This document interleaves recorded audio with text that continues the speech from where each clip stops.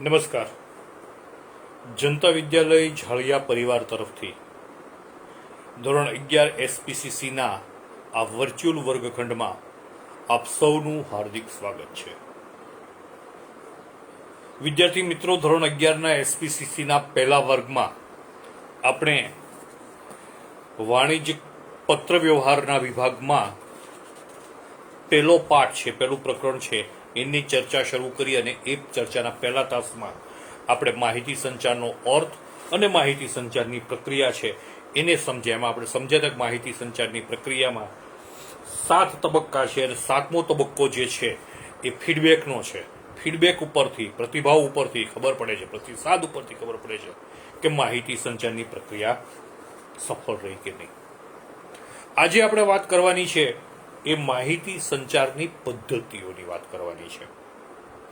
માહિતી સંચાર માટે, કોમ્યુનિકેશન માટે આપણે અલગ અલગ પદ્ધતિઓ વાપરીએ છીએ અને એ પદ્ધતિ એ તમે કોની સાથે કોમ્યુનિકેશન કરો છો, કોમ્યુનિકેશન જેમની વચ્ચે થતું હોય એ બે જૂથો કે બે વ્યક્તિઓ માટે કઈ પદ્ધતિ છે એ અનુકૂળ છે એનો આધાર એ જૂથ ઉપર રહેલો છે. આપણે વિગતે વાત કરીએ છીએ એમની. એટલે માધ્યમની પસંદગી અને સાધન સ્વરૂપ અને સામગ્રીની પસંદગી એ કયા પ્રકારનું કોમ્યુનિકેશન છે એના ઉપર આધાર રાખે છે. એટલે માહિતી સંચારમાં, કોમ્યુનિકેશનમાં એ માધ્યમની પસંદગી, કયા માધ્યમથી તમે કોમ્યુનિકેશન કરો છો એ, અને કોમ્યુનિકેશન કરવા માટે તમે કેવી સાધન સામગ્રી વાપરો છો એનું વિશેષ મહત્વ છે. માહિતી સંચાર કોમ્યુનિકેશન છે એ કોની વચ્ચે થાય? કા બે વ્યક્તિ વચ્ચે થાય. બે વ્યક્તિ વચ્ચે જ્યારે કોમ્યુનિકેશન થતું હોય ત્યારે કાં એ વ્યક્તિ આપણી સન્મુખ હોય, આપણી સામે હોય, આપણે બોલીને એને કંઈક કહેતા હોઈએ, કંઈક બતાવીને કહેતા હોઈએ, કંઈક લખીને આપતા હોઈએ, તો આ એક વ્યક્તિનું બીજા વ્યક્તિ સાથેનું કોમ્યુનિકેશન છે. આ કોમ્યુનિકેશન વખતે, આ માહિતી સંચારમાં આપણે બોલી ઉપયોગ કરીએ છીએ, લેખિત સ્વરૂપ છે એનાથી આપણે માહિતી સંચાર કરીએ છીએ, કે દ્રશ્ય સ્વરૂપે આપણે માહિતી સંચાર કરીએ છીએ. આ અલગ અલગ છે. હવે એક જૂથ ક્યારેક, એક વ્યક્તિ ક્યારેક જૂથ સાથે વાત કરતી હોય, દાખલા તરીકે આપણે કોઈ મીટિંગ લેતા હોઈએ તો એક વ્યક્તિ એની સામે 12, 15, 17 વ્યક્તિ છે એ છે, એની સાથે જ્યારે કોમ્યુનિકેશન કરીએ છીએ ત્યારે પણ આપણે અલગ પદ્ધતિ વાપરીએ છીએ. ક્યારેક જૂથ સામે જૂથ હોય, બે જૂથ વચ્ચે ચર્ચાઓ થતી હોય, બે ડેલિગેશન વચ્ચે ચર્ચા થતી હોય, ત્યારે પણ માહિતી સંચાર માટેની પદ્ધતિ છે એ અલગ પસંદ કરવી જોઈએ. માહિતી સંચાર માટેનું સાધન અલગ પસંદ કરવું જોઈએ. તમે જાણો છો કે અત્યારે પાવર પોઈન્ટ પ્રેઝન્ટેશનનું ખૂબ મોટું મહત્વ છે. પહેલા જે વસ્તુ બોલીને જ ફક્ત કહેવામાં આવતી એ આજે સ્ટેજ ઉપર જઈ અને સેન્ડર છે, મોકલનાર છે, આપણે ગઈકાલે વાત કરી માહિતી સંચારની પ્રક્રિયા શરૂ કરનાર સેન્ડર અથવા તો સ્પીકર, એ દ્રશ્ય શ્રાવ્ય સાધનનો સાધન સામગ્રીનો ઉપયોગ કરી અને પોતાનું એ કોમ્યુનિકેશન કરે છે, કોમ્યુનિકેશનને આકાર આપે છે. તો આ રીતે જુદી જુદી પદ્ધતિ છે એ એની પસંદગી, કઈ પદ્ધતિની પસંદગી કરીએ છીએ અને કઈ સાધન સામગ્રીની પસંદ કરીએ છીએ એ માહિતી સંચારની પ્રક્રિયામાં બહુ અગત્યનો ભાગ ભજવે છે. એનું બહુ વિશેષ મહત્વ છે. તો બોલનાર અને સાંભળનાર એ બે વચ્ચે કોમ્યુનિકેશન થાય છે. મોકલનાર અને લેનાર એવું પણ આપણે કહી શકીએ. આપણે ટેલિફોનમાં વાત કરીએ છીએ, આપણે પ્રેસ કોન્ફરન્સ કરીએ છીએ, આપણે મોટી સભાને સંબોધીએ છીએ, આપણે એક સાથે વિદ્યાર્થીઓને વર્ગખંડમાં ભણાવીએ છીએ. આ બધી કોમ્યુનિકેશનની જુદી જુદી ઘટનાઓ છે અને આ દરેક વખતે આપણે જુદા જુદા માધ્યમ અથવા તો જુદી જુદી કોમ્યુનિકેશનની પદ્ધતિનો ઉપયોગ કરીએ છીએ. આવી કેટલી પદ્ધતિઓ છે એની આપણે ચર્ચા કરવાની છે. માહિતી પ્રસાર માટે આજે તો ખૂબ પહેલાં તો બહુ સીમિત રીતે આપણી પાસે માહિતી સંચાર માટે પદ્ધતિઓ અને સાધનો હતા. કાં આપણે બોલીને કહેતા, કાં છાપીને ચોપાનિયા સ્વરૂપે કે જાહેરાત સ્વરૂપે કે રેડિયો ઉપર કે ટેલિવિઝન ઉપર જાહેરાત આપીને કરતા હતા. હવે તો અનેકવિધ પદ્ધતિઓ છે એ કોમ્યુનિકેશન માટે વપરાય છે. એમાં આપણે વાત કરવાની છે એ છે 6 પદ્ધતિઓની આપણે અહીંયા ચર્ચા કરવાની છે. એક છે મૌખિક, બીજી છે લેખિત, ત્રીજી છે વિઝ્યુઅલ એટલે કે દ્રશ્ય, ચોથી છે શ્રાવ્ય, પાંચમી દ્રશ્ય શ્રાવ્ય, અને છઠ્ઠી છે એ થોડીક સમજવા માટે હું સમજાવીશ નહીં, તેથી તમને એવું લાગશે કે આ રીતે પણ કોમ્યુનિકેશન થઈ શકે, મૌન, સાયલન્સ. તો આપણે પહેલા 5 પદ્ધતિની વાત કરીએ, પછી મૌનની વાત કરીએ. પહેલી બહુ સીધી અને સાદી પદ્ધતિ જે આપણે મોટા ભાગે મહદઅંશે વાપરીએ છીએ કોમ્યુનિકેશન માટે, એ છે ઓરલ, મૌખિક. આપણી માહિતીને અનુરૂપ આપણે જે વાત કરવી છે એ વાતને અનુરૂપ આપણે શબ્દો પસંદ કરીએ છીએ, અને શબ્દો પસંદ કરીને બોલીને આ માહિતી છે આપણે સામે સુધી પહોંચાડીએ છીએ, જેવું અત્યારે હું તમારી સાથે કરું છું. તો માહિતી પહોંચવા માટે આપણે ફક્ત આપણા અવાજનો અને શબ્દોનો સહારો લઈએ અને સામેની વ્યક્તિ સુધી આપણી માહિતીને પહોંચાડીએ. વ્યક્તિ હોય કે વ્યક્તિનું જૂથ હોય એના સુધી આપણે માહિતી પહોંચાડીએ. એ મૌખિક માહિતી સંચારની પ્રક્રિયા છે. એને આપણે ઓરલ કોમ્યુનિકેશન કહીએ છીએ. આમાં અગત્યની વાત એ છે કે જ્યારે તમે બોલીને માહિતી સંચાર કરો છો ત્યારે તમારો અવાજ છે એની ક્વોલિટી સારી હોવી જોઈએ, તમારું ઉચ્ચારણ છે એ સારું હોવું જોઈએ, શબ્દોનું ઉચ્ચારણ. તમે જે શબ્દોની પસંદગી કરો છો એ પસંદગી અને શબ્દોના આરોહ અવરોહ, ટોન એ પણ યોગ્ય હોવો જોઈએ કે જેને કારણે સામેની વ્યક્તિને તમે જે બોલો છો એ યોગ્ય રીતે, યોગ્ય ભાષામાં સમજાય. તમે જે સંદેશો મોકલવા માંગો છો, જે માહિતી મોકલવા માંગો છો, એ માહિતી તમે જે મોકલવા માંગો છો એ જ સ્વરૂપે મળે. એટલે આપણે મહદઅંશે આનો ઉપયોગ કરીએ છીએ. આજે પણ આપણે 2 વ્યક્તિઓ વાતો કરતા હોય ત્યારે આપણે આ કરીએ છીએ. પણ આપણે મેં તમને ગઈકાલે કહ્યું એમ યાદ રાખજો કે આપણે આપણા પાઠનો હેતુ છે એ માહિતી સંચાર નથી, પણ વાણિજ્યિક માહિતી સંચાર છે. એટલે વાણિજ્યિક હેતુ માટે જ્યારે આપણે આ મૌખિક ઓરલ કોમ્યુનિકેશનનું પસંદગી કરતા હોય ત્યારે બોલનારના શબ્દો, બોલનારનો અવાજ, બોલનારનું ઉચ્ચારણ, બોલનારનો ટોન, આ બધું મહત્વનું છે. આપણે સામાન્ય વાતચીત કરીએ એ, વાર્તાલાપ કરીએ એ, સંવાદ કરીએ એકબીજા સાથે એ, ગોષ્ઠી, ભાષણ કે જૂથ ચર્ચા, આ બધું છે એ આ પદ્ધતિનો એનો સમાવેશ છે. વાતચીત, વાર્તાલાપ, સંવાદ, ગોષ્ઠી, ભાષણ અને જૂથ ચર્ચા, આ બધા આ પદ્ધતિના ઉદાહરણો છે. બીજી છે એ લેખિત પદ્ધતિ છે. એનો આપણે ઉપયોગ કરીએ છીએ પણ મૌખિક કરતા ઓછો. Return communication.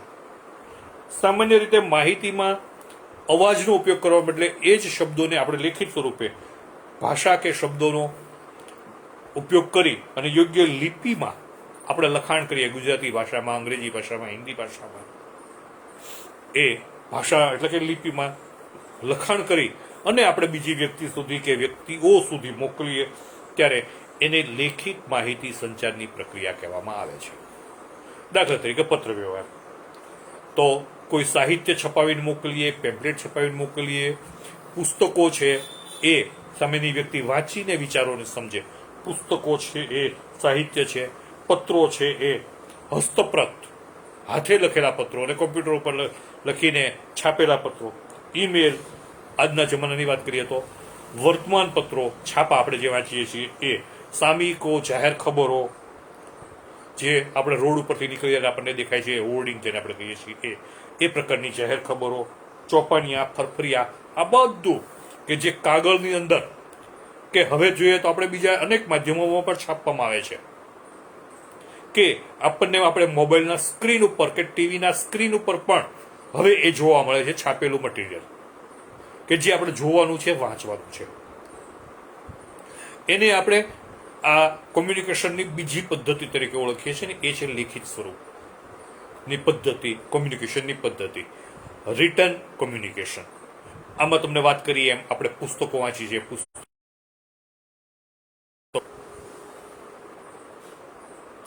આપણે જે પુસ્તકો વાંચીએ છીએ, પુસ્તકો, છાપા, વર્તમાનપત્રો, ચોપાનિયાઓ, આ બધું આની અંદર આવી જાય છે. એ રિટન છે. ત્રીજું છે વિઝ્યુઅલ. વિઝ્યુઅલ એટલે દ્રશ્ય. જોવાનું છે, વાંચવાનું પણ નથી, સાંભળવાનું પણ નથી, જોવાનું છે. જોઈને, બતાવીને અથવા તો જોઈને જે કોમ્યુનિકેશન કરવામાં આવે છે, દેખાડીને જે કોમ્યુનિકેશન કરવામાં આવે છે, પ્રદર્શિત કરીને જે કોમ્યુનિકેશન કરવામાં આવે છે, એ આ પ્રકારનું વિઝ્યુઅલ કોમ્યુનિકેશન છે, દ્રશ્ય કોમ્યુનિકેશન છે. ચિત્રો. ચિત્ર બતાવીને આપણે આપણી વાત, આપણી ઈચ્છા, આપણા વિચારો, આપણી અપેક્ષા, આ બધું આપણે સામેની વ્યક્તિ સુધી પહોંચાડીએ ચિત્રની મદદથી. તો એ કેવું થયું? દ્રશ્ય કોમ્યુનિકેશન, વિઝ્યુઅલ કોમ્યુનિકેશન, દ્રશ્ય સ્વરૂપે માહિતી સંચાર. ચિહ્નો, પ્રતીકો, કોડ લખવામાં આવે છે જુદા જુદા, કે જેને ડીકોડિંગ કરી અને એની ઉપરથી સમજવામાં આવે છે. આ બધા વિઝ્યુઅલ પ્રકારના માહિતી સંચાર છે. એમાં ચિહ્નો, પ્રતીકો, ચિત્રો, આલેખ દ્વારા આપણે સમજાવીએ છીએ, નકશા દ્વારા સમજાવીએ છીએ. એક નદી છે, એ ગંગા નદી ક્યાંથી નીકળીને ક્યાં સુધી પહોંચે છે, એને કંઈ પણ લખ્યા વગર એક ભારતનો નકશો દોરી અને એમાં આઉટલાઇન કરીને આપણે એને બતાવીએ કે અહીંથી નીકળે છે અને અહીં પહોંચે છે. તો એ એક કોમ્યુનિકેશન જ છે. આપણે સમજાવીએ છીએ કે ગંગાનો પ્રવાહ છે, ક્યાંથી ક્યાં સુધી વહે છે. પણ એને આપણે બોલીને કે લખીને નથી આપતા, આપણે એને બતાવીએ છીએ. ચિત્રાત્મક રીતે આપણે એની રજૂઆત કરીએ છીએ. ભારતનો કયો પ્રદેશ છે, પહાડી છે, કયો પ્રદેશ છે, એમાં લીલાછમ ઘાસના મેદાનો છે, આ બધાને આપણે અલગ અલગ કલરનો ઉપયોગ કરી નકશા દ્વારા ભારતની વસ્તીમાં કેટલો દર વર્ષે વધારો થાય છે એવી બાબતો છે, આલેખો દ્વારા ક્યાં કેટલો વરસાદ પડે છે એ બાબત છે, આલેખો દ્વારા એ આપણે ચિત્રાત્મક રીતે રજૂઆત કરી શકીએ છીએ, મોકલી શકીએ છીએ. આ ચિત્રાત્મક સ્વરૂપે જે માહિતી સંચાર થાય છે એને આપણે અંગ્રેજીમાં એ વિઝ્યુઅલ કોમ્યુનિકેશન કહીએ છીએ. આનો પણ એક બહુ મોટી અસર ઊભી થાય છે. આજના કોમ્યુનિકેશનના ક્ષેત્રમાં આ બધાનું મિશ્રણ કરવામાં આવે છે. પણ આપણે અત્યારે અલગ અલગ પદ્ધતિની વાત કરીએ છીએ. પહેલા વાત કરીએ આપણે ઓરલ કોમ્યુનિકેશન, બીજી વાત કરીએ આપણે એ લખાણ કરીને રિટન કોમ્યુનિકેશન, ત્રીજી વાત કરીએ આપણે એ વિઝ્યુઅલ કોમ્યુનિકેશન. એમાં ચોથી શ્રાવ્ય, ઓડિયો. વિઝ્યુઅલ જે થાય એને આપણે વિડીયો કહીએ છીએ, જે ચલચિત્ર સ્વરૂપે હોય તે. સ્ટીલ ફોટોગ્રાફ હોય તેને આપણે જોઈએ છીએ, વિઝ્યુઅલ છે. એને આપણે ચિત્રને બતાવીએ છીએ, એને વિઝ્યુઅલાઇઝ કર્યું કહેવાય. એવી જ રીતે આવે છે શ્રાવ્ય, એટલે સાંભળવું, ઓડિયો. આપણે સામે બેસાડીને બોલતા નથી, આ બોલવાનો જ એક પ્રકાર છે, પણ ઓડિયો એવો પ્રકાર છે કે જેમાં પહેલેથી ટેપ રેકોર્ડિંગ થઈ શકે છે, પહેલેથી રેકોર્ડિંગ થઈ શકે છે, રેકોર્ડિંગ કરેલો કોઈ સંદેશો. પહેલા શબ્દો, ભાષા અને પસંદગી, વિચારોને બરાબર સમય ક્રમબદ્ધ રીતે ગોઠવી અને એક ઓડિયો બનાવવામાં આવે છે. એક કરતાં વધારે પણ જો અવાજોનો ઉપયોગ કરવામાં આવે.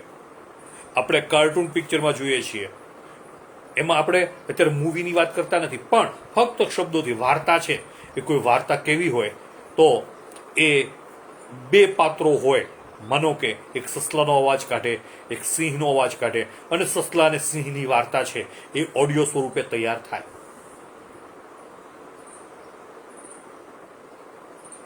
સંવાદ છે આ રીતે તૈયાર થાય. આપણા અભ્યાસક્રમનો કોઈ પાઠ ભાગ છે એ નાટ્યાત્મક રીતે આ રીતે ઓડિયો સ્વરૂપે તૈયાર થાય. તો એમાં બોલનાર અને સાંભળનાર એ સામસામે ન હોય, એકબીજાને દેખાતા ન હોય, તેમ છતાં એ આ શ્રાવ્ય પદ્ધતિથી એકનો અવાજ બીજો સાંભળી શકે છે અને એ અવાજની મદદથી એ કોમ્યુનિકેશન થાય છે. એને આપણે ઓડિયો મારફત થતું કોમ્યુનિકેશન કહીશું. રેડિયો છે તો રેડિયોની અંદર આપણે રેડિયો સાંભળીએ છીએ ત્યારે કોમ્યુનિકેશન થાય છે, આપણે સમાચાર સાંભળીએ છીએ. એવી રીતે ટેલિફોન, જે અત્યારના ટેલિફોનમાં વિડીયો કોલિંગની વાત નથી, પણ વોઇસ કોલ થાય, તો એ પણ આ શ્રાવ્ય સ્વરૂપનું કોમ્યુનિકેશન છે. કોમ્પ્યુટરની અંદર ચડાવવાની આવતી સીડી છે, ટેપ રેકોર્ડર છે, આ બધા એ શ્રાવ્ય પદ્ધતિના ઉદાહરણ છે. પણ હવે આપણે એનાથી આગળ વધી ગયા છીએ. આપણે દ્રશ્ય અને શ્રાવ્ય એમ અલગ અલગ સંચાર પદ્ધતિનો ઉપયોગની જગ્યાએ હવે આપણે એ યુગમાં આવ્યા છીએ કે હવે આપણે એક સાથે ઓડિયો વિઝ્યુઅલ માધ્યમનો ઉપયોગ કરીએ છીએ, ઓડિયો વિડીયો માધ્યમનો ઉપયોગ કરીએ છીએ, અને જેને આપણે ભેગું બોલીએ છીએ દ્રશ્ય શ્રાવ્ય સાધન. તો દ્રશ્ય શ્રાવ્ય પદ્ધતિથી આપણે સામે વિઝ્યુલાઇઝ પણ થાય છે, આપણે જોઈ પણ શકીએ છીએ ચિત્રોને, ચલચિત્રને, અને અવાજ પણ સાંભળી શકીએ છીએ. એટલે એમાં જોવાનું અને સાંભળવાનું બંને આવે છે. આ પદ્ધતિ છે કે જેમાં જોવાનું અને સાંભળવાનું બંને આવે છે, એને આપણે ઓડિયો વિઝ્યુઅલ કહીએ છીએ. એટલે એમાં મૂવી, ચલચિત્ર, આપણે જેને પિક્ચર કહીએ છીએ ને, ખોટું બોલીએ છીએ, પિક્ચર એટલે તો ચિત્ર, પણ આપણે તો ચાલતું ચિત્ર જોવા જઈએ છીએ, જે થિયેટરમાં જોવા જઈએ છીએ કે ટીવી સામે બેસીને જોઈએ છીએ, એ ચલચિત્ર છે. એને આપણે અંગ્રેજીમાં મૂવી કહીએ છીએ. એ મૂવી, જેને ગુજરાતીમાં આપણે ચલચિત્ર કહીએ છીએ, એ ડીવીડીની અંદર આવતા ચલચિત્રો, ટેલિવિઝનની અંદર આવતી સિરિયલો, ખેલ વગેરે, અને કોમ્પ્યુટરમાં પણ આપણે આવા કાર્ટૂન અને અનેક યુટ્યુબ ઉપર અનેક વિડીયો જોઈ શકીએ છીએ. આ બધું છે એ કેવું સાહિત્ય છે, કેવી સામગ્રી છે? ઓડિયો વિઝ્યુઅલ સામગ્રી છે. અને ઓડિયો વિઝ્યુઅલ પદ્ધતિથી આપણે કોમ્યુનિકેશન કરીએ છીએ. આજે આ જ પદ્ધતિ બહુ પ્રચલિત છે. આજે તો આ બધી પદ્ધતિઓનું મિશ્રણ કરીને પણ પ્રેઝન્ટેશન થઈ શકે છે, કોમ્યુનિકેશન થઈ શકે છે, અને એ બહુ ઇફેક્ટિવ હોય છે. આજે તો ડોક્યુમેન્ટરી બનાવવામાં આવે છે. ડોક્યુમેન્ટરી એટલે એક પ્રકારનું ટૂંકું ચલચિત્ર. માનો કે કોઈ સંસ્થા વિશેની આપણે માહિતી આપવી છે, તો એ સંસ્થાના ઇતિહાસથી માંડીને સંસ્થાના કાર્યકરો છે, એમના બધાના અભિપ્રાયો, એ બધાની વાત, એ બધાના અનુભવો, આ બધાને સાંકળી અને ડોક્યુમેન્ટરી પણ બનાવી શકાય કે જેને મોકલીએ એ આપણી સંસ્થા વિશે પરિચય મેળવી શકે. વ્યક્તિ વિશે, વ્યક્તિની ડોક્યુમેન્ટરી બને, વ્યક્તિ વિશે પરિચય આપવો હોય તો. આવી રીતે ડોક્યુમેન્ટરી છે એ પણ એ ઓડિયો વિઝ્યુઅલ પ્રકારનું એક કોમ્યુનિકેશન છે. હવે આપણે વાત કરતા હતા ત્યાં પહોંચીએ છીએ.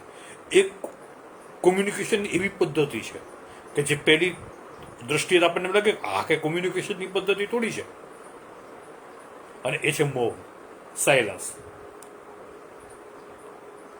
ઘણી વખત સામેની વ્યક્તિ બોલે, એક વ્યક્તિ બોલે, સામેની વ્યક્તિ ચૂપ રહે, કંઈક પૂછે તો જવાબ ન આપે,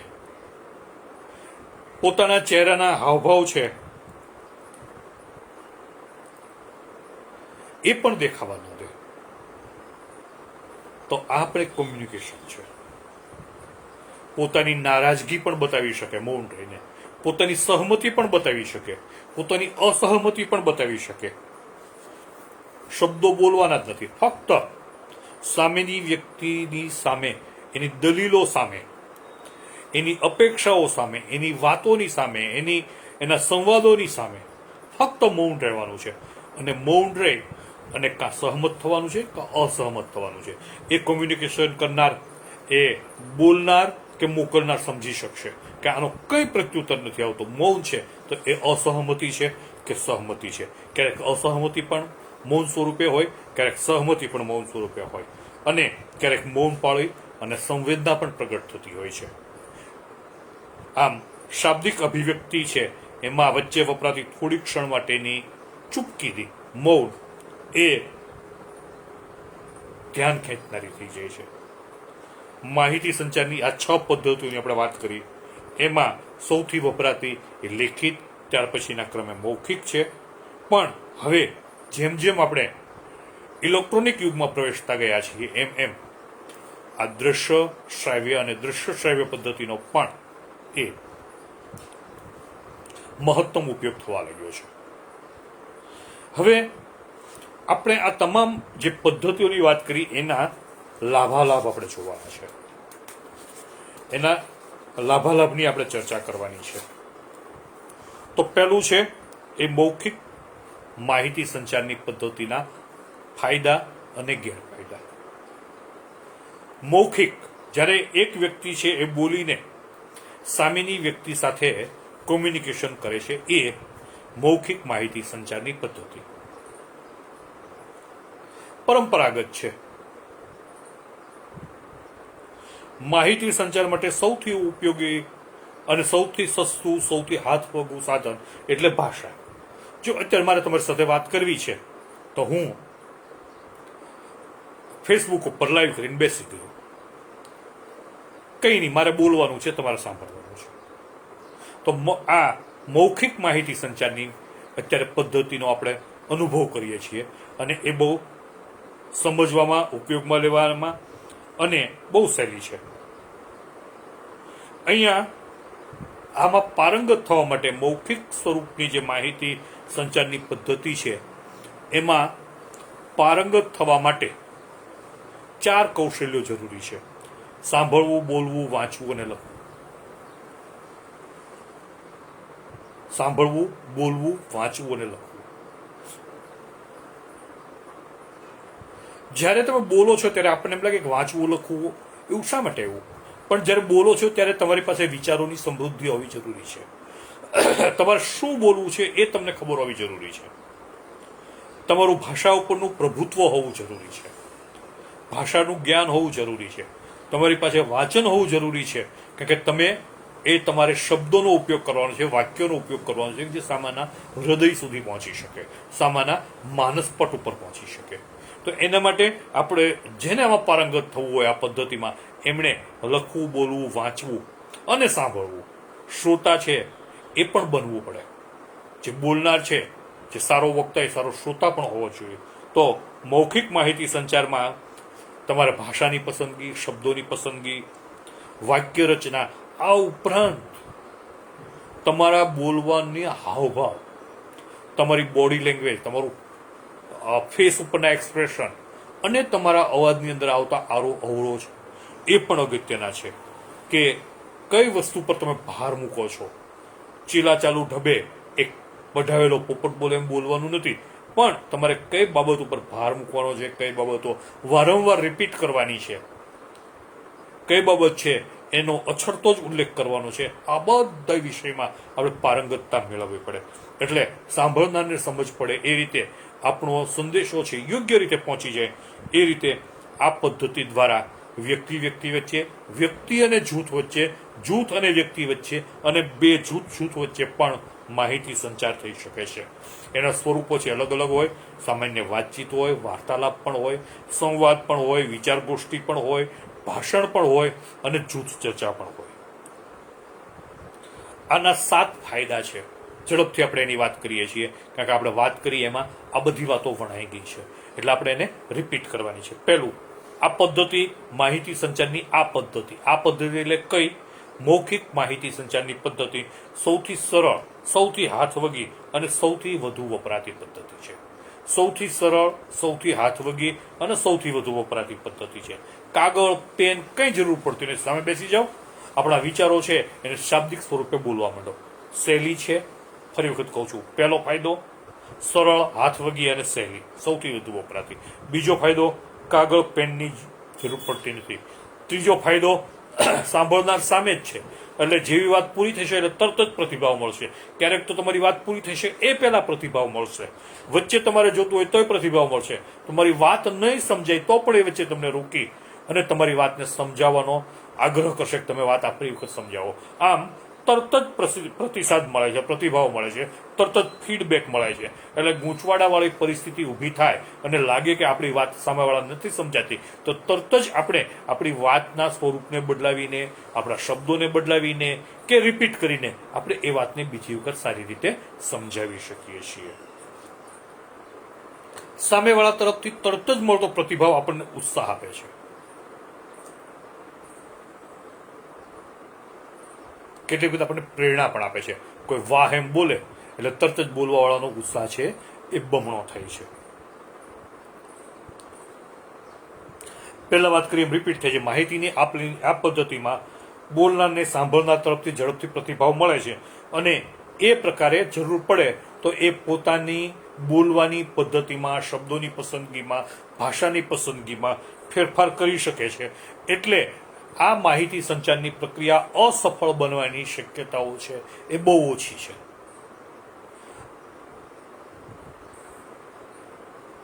સાંભળનારને ભણેલો નથી તો પણ આ થઈ શકે, કારણ કે એને સાંભળતો તો આવડે જ છે, એને સમજાય એ ભાષામાં આપણે બોલીએ એટલે સમજી શકવાનો છે.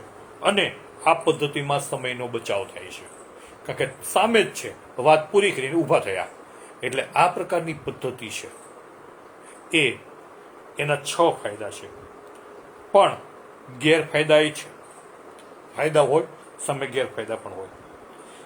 ક્યારેક એવું બને કે સાંભળનાર વ્યક્તિ સામે બેઠી છે,